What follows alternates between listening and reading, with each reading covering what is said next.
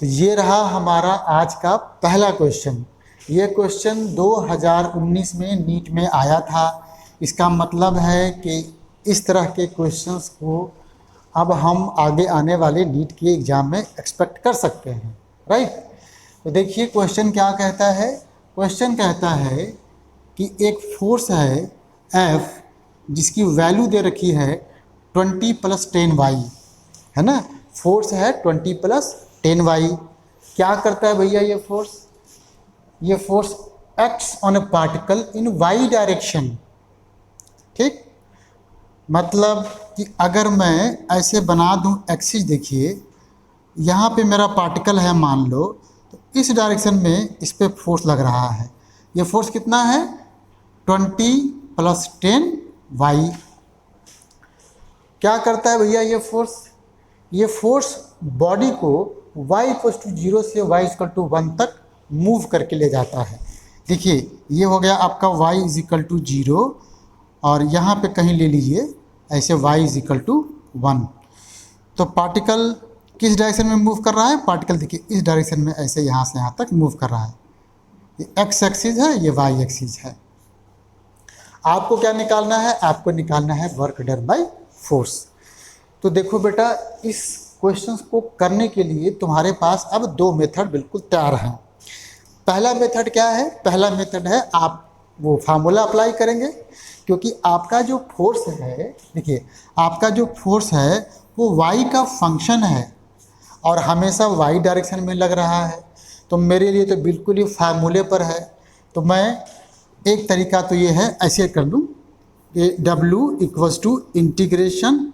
= (f) और note करो कि यहाँ f जो है y का फंक्शन है। तो अब f(y) लिखेंगे आप, है ना।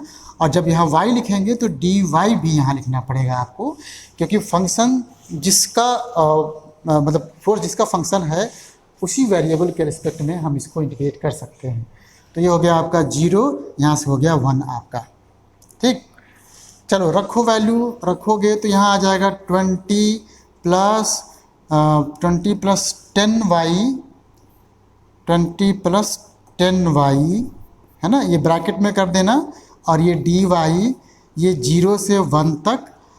अच्छा, इसके बाद क्या करते थे? इसके बाद हम इसको ऐसे लिख देते थे अलग अलग, 10y 0 से 1 प्लस इंटीग्रेशन 10y dy 0 से 1, यहाँ भी हो गया। 20 चूँकि कांस्टेंट है तो इसको हम बाहर कर सकते हैं, तो हमने इसको बाहर कर दिया। ये हो गया हमारा 0 से 1 dy प्लस ये हो गया 10 को भी बाहर कर सकते हैं, तो 10 इंटीग्रेशन y dy 0 से 1, ये भी निकल गया हमारा। यहाँ तक हो गया। अब क्या करेंगे हम लोग? अब हम लोग सिंपली इसकी वैल्यू रखेंगे। तो तुम तो जानते हो कि ये d है और इंटीग्रेशन है, तो हमने बताया था कि आप इसको काट दीजिएगा। क्या बचेगा आपका? आपका y बचेगा। लोअर लिमिट कितना है? 0 ना, और जो अपर कितना है? 1। इसमें आपका फार्मूला होता था ये y² / 2 ऐसे बन जाता था 0 से 1। फार्मूला कौन सा है वो भी मैं थोड़ा सा आपको थोड़ा सा हिंट दे देता हूँ। देखिए ये फार्मूला होता था इंटीग्रेशन y dy, यहाँ पे n कर दो, तो ये होता था y⁴n+1 अपॉन n+1।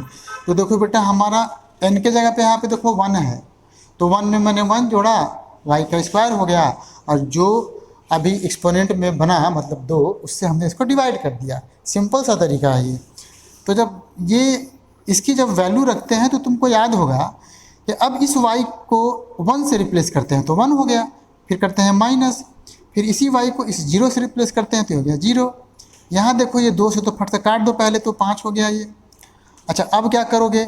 यहाँ इस y को 1 से रिप्लेस करोगे तो 1 का स्क्वायर हो गया, माइनस y को 0 से रिप्लेस करोगे तो ये ऐसे ही तो लिखोगे। अब सोचो जरा, इसको ब्रैकेट ओपन करोगे तो ये तुम्हारा 20 हो जाएगा, और इसको, अच्छा ये 5 छूट गया था, इसको करोगे तो ये 5 हो जाएगा। तो कुल मिला के तुम्हारा कितना हो गया? कुल मिला के तुम्हारा 25 जूल आंसर आ गया। अब क्वेश्चन तो हो गया, इसमें तो कोई डाउट नहीं है, और सिंपल कैलकुलेशन भी था, लेकिन समय बहुत लिया। जब समय बहुत लिया तो हमने आपको एक तरीका बताया था कि अगर आपका फोर्स पोजीशन का लीनियर फंक्शन हो, है ना।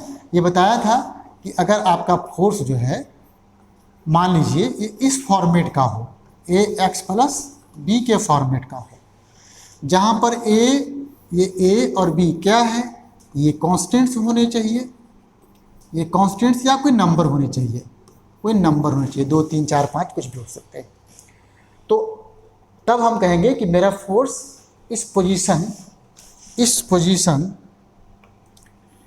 एक्स का कैसा है, लीनियर फंक्शन है।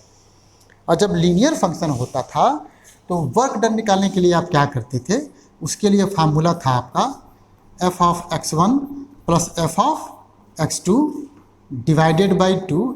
ये आपका एवरेज फोर्स हो जाता था, है ना, एवरेज फोर्स हो जाता था।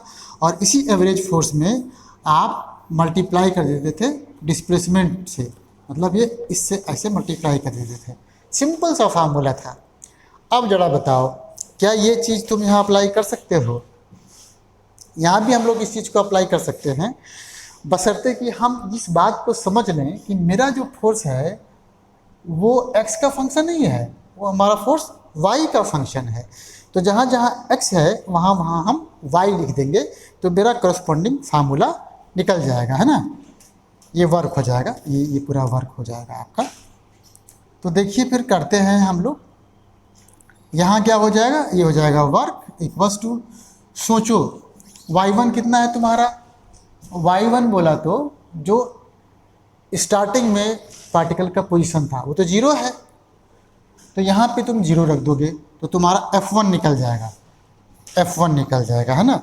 कितना हो जाएगा, वो हो जाएगा 20 प्लस बाद में y का फाइनल वैल्यू मतलब कि 1 यहाँ रखोगे तो 20 प्लस 10 इंटू 1 मतलब कि 10 ही रहा, तो ये 30 हो गया, टोटल 30 हो गया। यहाँ पर ये हो गया 30, हमने इसको ब्रैकेट में घेरा, 2 से डिवाइड किया, क्या निकल गया, ये निकल गया average force between this two, है ना, पोजीशंस। तो अब इसको क्या करना है, इसको हमको यहाँ पर y2 माइनस y1 से मल्टीप्लाई कर देना है, y2 माइनस y1 से मल्टीप्लाई कर देना है, मतलब ये 1 माइनस 0 हो जाएगा आपका।